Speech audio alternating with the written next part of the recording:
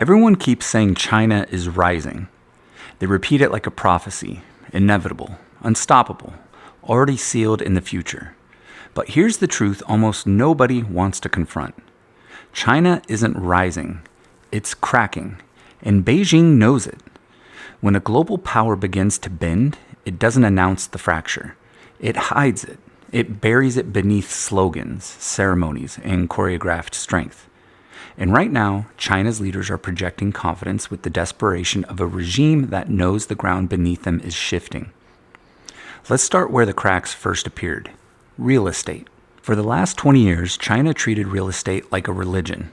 Apartments became savings accounts, construction became GDP, debt became growth. And when the bubble got big enough, Beijing rode it like a warhorse. Evergrande wasn't just a company. It was a symbol, the perfect avatar of a model that worked right up until the moment it didn't. Once the first domino fell, the others didn't wobble. They collapsed. Developers defaulted. Homebuyers protested. Entire districts of half-built towers stood frozen in time, like skeletons of an economy that forgot how to move. And suddenly the world saw something Beijing never wanted exposed. China's growth engine wasn't built on innovation. It was built on concrete, speculation, and borrowed time. But real estate isn't the only crack. It's just one that made the most noise. The deeper fracture, debt. Local governments bet their futures on land sales. They borrowed, spent, borrowed again, until the budgets resembled a gambler's notebook. Today, many provinces can't pay teachers. Some cities can't maintain basic public services. And the Chinese government knows it. Because here's the pattern dictatorships always follow. When the numbers tell an inconvenient truth, the numbers disappear. Which brings us to the most revealing moment of all. Youth unemployment got so bad that Beijing stopped publishing the data altogether. Think about that. In any country, unemployment rising is a problem. But in an authoritarian state, unemployment rising is a threat. Young populations are the spark that ignites unrest. Idle hands become political fuel. And the CCP has always understood this. Stability comes from work, not ideology. So what do they do? When millions can't find jobs? They don't fix it. They hide it. They smother it under silence and hope that some time erases the evidence. But numbers have a way of resurfacing, even when the government tries to drown them. Factories slowing down. Exports are stalling. Manufacturing orders slipping into the red. Foreign capital is pulling back, recalibrating, leaving. Major companies quietly relocating supply chains to Vietnam, India, and Mexico. The world is voting with its money, and it's not voting for China's future. Now, here's where the story turns from economic to geopolitical, because this is the part most people misunderstand. When authoritarian systems start losing economic control, they don't reform. They tighten, they restrict, they turn inward and lash outward. Because at that point, it's not about prosperity anymore. It's about survival, regime survival. This is the moment when conflict becomes useful. A nation can tolerate economic pain if it believes the pain comes from an external enemy. A regime can survive mismanagement if it convinces people their suffering is patriotic. And a government can justify tightening control if it claims it's preparing for a threat from the outside. Which brings us to, yes, you guessed it, Taiwan. China's economic slowdown doesn't make conflict less likely. It makes it more likely. Let me explain. A strong rising power takes Taiwan because it can. A weak, anxious power takes Taiwan because it must, or at least believes it must. History is very clear on this point. Rising empires expand with confidence. Declining empires expand with fear. When internal problems grow too visible, too loud, too dangerous, authoritarian leaders manufacture momentum somewhere else. They create urgency. They manufacture unity. They shift focus from broken promises to patriotic missions. Look at Russia before Ukraine. Look at Argentina before the Falklands. Look at Japan before Pearl Harbor.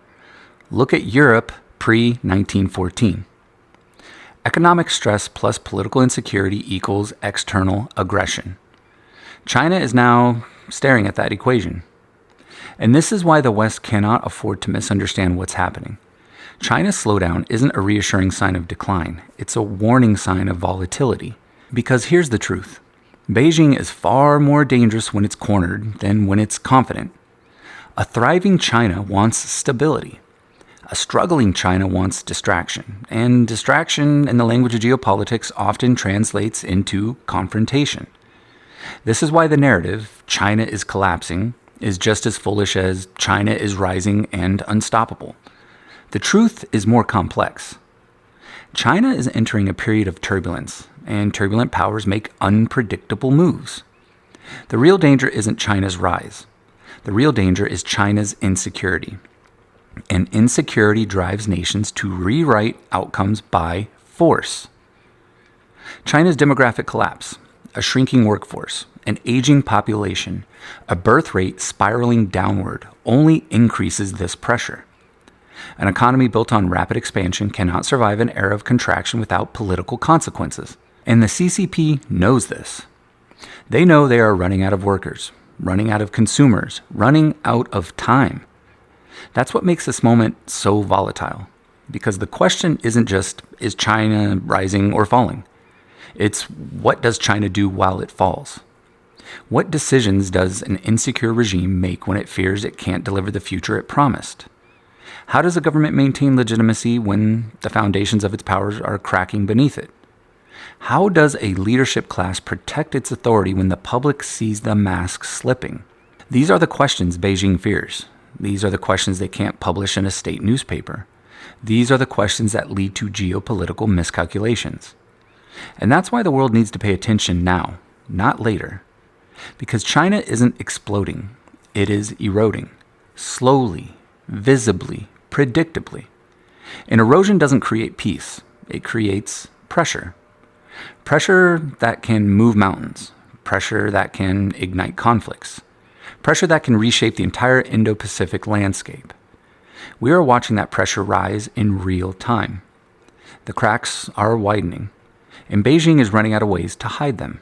The thing about economic slowdowns is this. In open societies, they create debate. In closed societies, they create silence. And silence is always the loudest warning sign. And that's what we're seeing in China right now.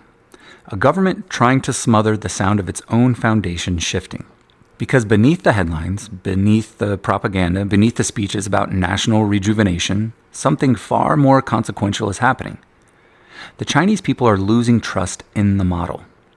They're not marching in the streets. Beijing is too good at preventing that. They're doing something quieter, smarter, more revealing. They're pulling their money out of the system. Families are saving instead of spending. Entrepreneurs are leaving instead of building. Workers are refusing to buy new apartments.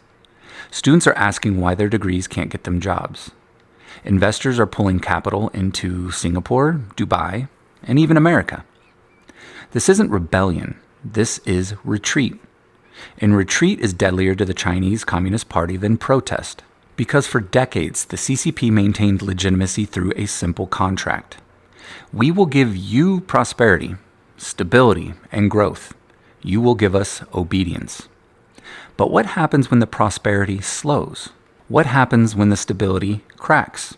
What happens when growth, the single engine of the Chinese miracle, stalls? Well, the contract breaks. And when the contract breaks, regimes start looking for new tools to maintain control. This is why Beijing is tightening censorship, why surveillance networks are expanding, why social credit enforcement is escalating, why political dissent, even the whisper of it, is being crushed before it forms. And here's the part no one wants to admit. Economic insecurity makes authoritarian governments paranoid. Yes, paranoid. Paranoia makes them aggressive. Aggression makes them dangerous. This is why the world should not relax when China stumbles. This is when China becomes very unpredictable. Let's talk Taiwan, because the narrative is backwards. Most people think China becomes more of a threat when it grows, but historically, no. A confident China wants stability.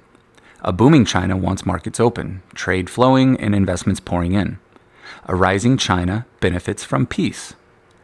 But an insecure China, a China watching its population shrink, a China watching its factories slow, a China watching companies flee, a China watching trust erode, that China has incentives to create a moment of national unity, even if that unity comes through conflict.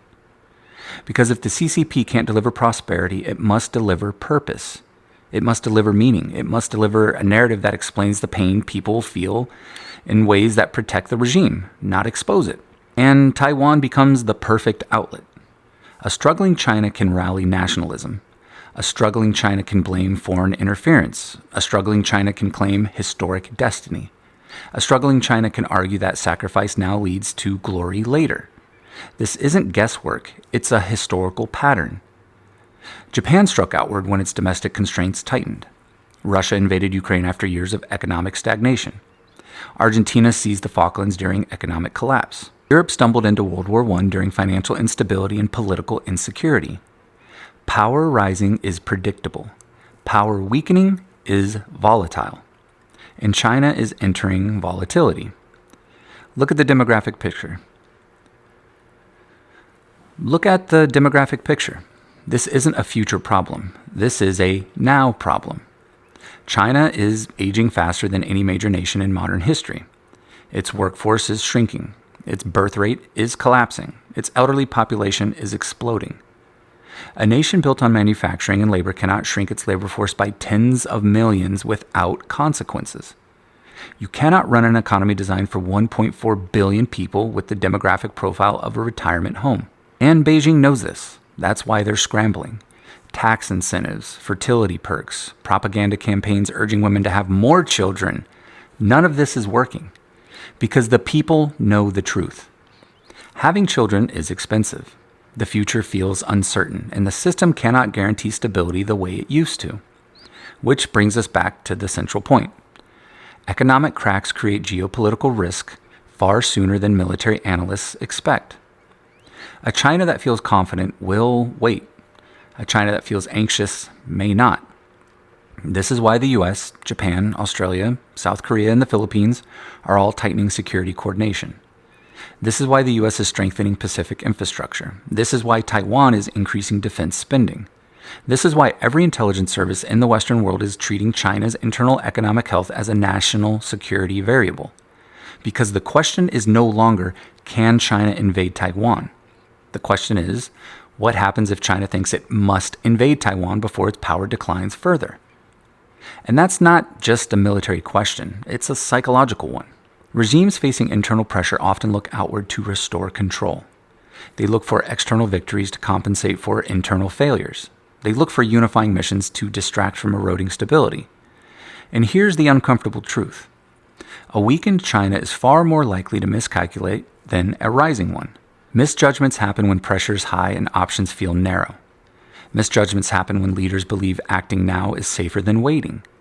Misjudgments happen when regimes convince themselves that conflict is the solution, not the risk. This is why understanding China's internal decline is not anti-China rhetoric. It's risk assessment. It's pattern recognition. It is strategic clarity. Because the world is not facing a strong, confident China. It is facing an anxious, brittle China, a China that is losing its economic edge and knows it. And brittle powers break differently. They crack outward. They project force to heighten weakness. They amplify ideology to silence doubt. They build military momentum to replace economic momentum. China's naval expansion, China's Air Force modernization, China's missile development, China's South China Sea militarization, China drills around Taiwan. None of this is the behavior of a secure nation. It's the behavior of a nation preparing for the moment when internal cracks can no longer be concealed. The question isn't whether China can act, it's whether it believes it must. And that is why this moment matters. Because global markets depend on stability. Shipping lanes depend on peace. Technology supply chains depend on Taiwan. Energy security depends on predictable trade. The US depends on deterrence. Asia depends on balance. And China's internal turbulence threatens all of that, which is why I said what I said at the beginning. China is cracking, and that makes it more dangerous, not less. And if you understand that, you understand the next decade. If this breakdown brought clarity, do me one favor. Hit like. It tells the algorithm this kind of long-form analysis matters. Then subscribe. The situation is evolving fast, and the next update is already underway. Drop a comment down below. I read every single one, and they shape what I cover next. For rapid-fire updates I can't fit into long form, follow me over on TikTok, the Watchman 98. Daily geopolitical intel in under 60 seconds. And for deeper conversations, mindset frameworks, and full geopolitical breakdowns, check out the Watchman 98 podcast now on Spotify. As always, stay sharp, stay aware, and continue to stand watch.